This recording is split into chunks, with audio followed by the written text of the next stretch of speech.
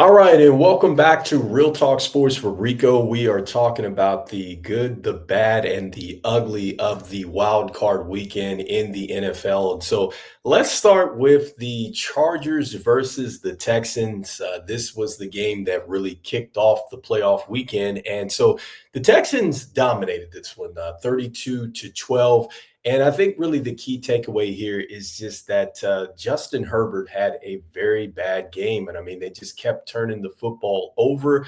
And the Texans, well, they took advantage of that. CJ Stroud, I think that he did a terrific job as far as getting the football down the field. Joe Mixon, I think, really beat the Chargers up defensively. But, this was a tough ending, I think, for the Chargers when we look at this because we know, that this program has definitely turned around with Coach Harbaugh. I think that they're definitely going to be a tougher out as he continues as their head coach. But, they really struggled to run the football, which is really their identity. You see that they only had 50 yards, comparatively speaking, to the Texans, who had 168 yards. And so, again, just the key takeaway here is the 4 interceptions from Justin Herbert. And make no mistake about it. I mean, he's still an elite quarterback.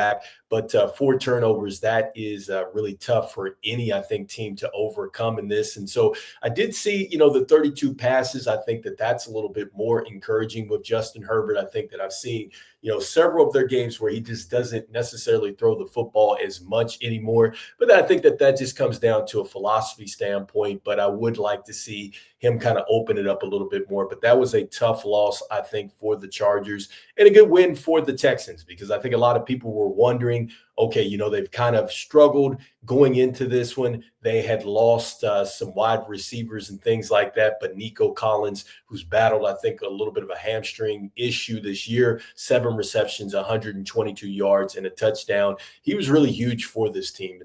And also, too, Xavier Hutchinson, I think that his catch, I think in the second quarter, that might have really changed it, the way the momentum of the game was going, because initially the Chargers were up, I think, 6-0 in that. So next up, the Steelers versus the Ravens. And so with the Ravens, I think that we get a chance just to see why you should have, or I should say why other teams should have signed Derrick Henry. I think that between Derrick Henry and Saquon Barkley, it is the why did you not sign them tour, because they have played very well. Derrick Henry in this one, 26 carries, 186 yards, and 2 touchdowns.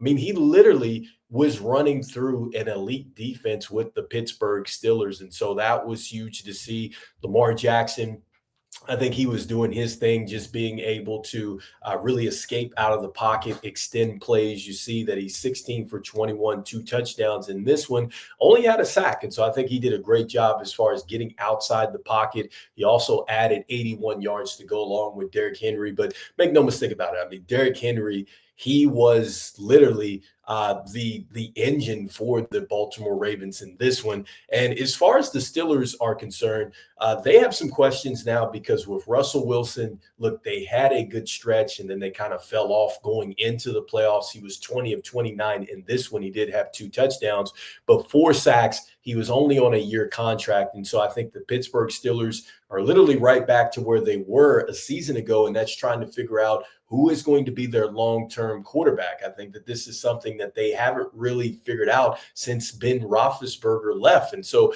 they have got to figure that out. Najee Harris struggled in this one, 6 carries for 17 yards. George Pickens, definitely a wide receiver that I think could be elite one. You just wonder, with, kind of, what goes on between those guys out there on the sidelines, where, it looks like at times he looks like he's disappointed with not getting the football. And so hopefully that is a situation that gets better, but that does tie into who are you going to have long-term at the quarterback position. And so next up, we move into the Sunday games. And so the Broncos and the Bills. And so the Broncos were on top of the Bills early in this win, and it looked like the Bills, it just took them time to really get it going. But look, the Bills were at home, and they just took care of business against the Broncos. I think essentially after the Broncos got that one score, they pretty much were just really ineffective, I think, throughout the day. Josh Allen, you see, was 20 of 26, the 2 touchdowns in this one.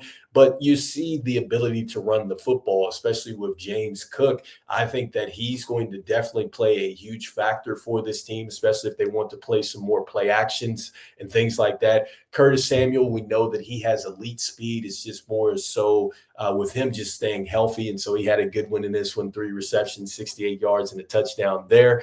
And, it's the others. And so, again, the Bills get it done. Tough one for the Denver Broncos. I think that you have to give them really a lot of credit because nobody expected them to have this type of year, being led by Bo Nix, who I think had a very good year. 13 of 22, he had a touchdown, but it was rough out there, especially once the pressure started to come after him. And so once they got one-dimensional, it was tough for the Broncos. And so next up, the Packers and the Eagles. And so much like the Chargers game, I think that this game is probably going to be defined by the turnovers. Just Jordan Love really struggled. I mean, 3 INTs out there, and you just can't turn the football over against the Philadelphia Eagles and giving them that type of field position and stuff like that because they were able to take advantage of it. Saquon Barkley, again, I just talked about it. The why did you not sign him tour continues here. And so, look, he has been on an absolute heater. And this was another game in which you see Saquon Barkley has a great one, 25 for 119. And he really could have had a touchdown, but he fell down there. Devontae Smith, 4 for 55. And then you also have Jahan Dotson coming over from the Commanders. He got a touchdown in this one, and so did Dallas Goedert. Very nice stiff arm there, so he got a touchdown. And so either way, look, the Philadelphia Eagles taking care of business. Jalen Hurts coming back from the concussion, the 2 touchdowns, only 2 sacks on the day. And so, yeah, this was all about just the ability to take the football away. And so next up, the Washington Commanders versus the Tampa Bay Buccaneers. I think that this was probably the best game of the wild card weekend. This game literally came down to the last possession where the Washington Commanders got it with 4 minutes to go. And Jaden Daniels, man, he continues to be a special quarterback. We knew that with the Tampa Bay Buccaneers, they've been a very good second half defense, only allowing 9 points. The Commanders got 10 points. They continued to press the issue, going for it on 4th down, converting 3 of 6 of those. And Jaden Daniels, man, special plays made via the run game. He was able to extend plays. And so even when they were coming with exotic blitzes and things like that, he found ways to get it to his veteran receivers. And Terry McLaurin, you knew he was coming, but still could not be stopped. And, the Tampa Bay Buccaneers were coming in injured in the secondary and knew that they could be had if you looked at just the preview for this game. And so the Commanders do a great job there. And I think that Baker Mayfield and that offense, they really played well for the most part, but they could not stay on the field because the Washington Commanders dominated the time of possession in this one. And that was really the story. They took away a possession on the 1 turnover of the game, and the Buccaneers just couldn't get the football back. So a tough loss for the Tampa Bay Buccaneers, a terrific win for the Washington Commanders, their first win in the playoffs since 2005 when it was against the Tampa Bay Buccaneers. The great Joe Gibbs was the coach there. So next up, the last game of Wild Card Weekend, that is the Rams versus the Vikings. And so, look, the Rams come in and take care of business. This was a neutral game, had to play in Arizona, with all the things that were going on there in LA. And so the Rams take care of business 27-9. And so, look, this was the Vikings' inability to really hold on to the football because, once again, they had turnovers. And also, too, they just could not stop the rush. The Rams just continued to get home against Sam Darnold. In fact, I think they set a sack record against him. And so this was a great win for the Rams. The Rams have quietly put it together here in the second half of the season. What's very scary about the Rams is that they have elite wide receivers to go along with a Super Bowl winning quarterback this team becomes scary. You know, Sean McVay is a very creative, offensive minded coach. And so he knows how to draw up schemes on schemes on schemes to attack defenses. And so that's going to be something. And now, when you see a defense that no longer has Aaron Donald up front and they're able to attack like this, Rams become very scary here. So we'll see what happens in this next round as teams advance to the divisional round. Let me know what your thoughts are.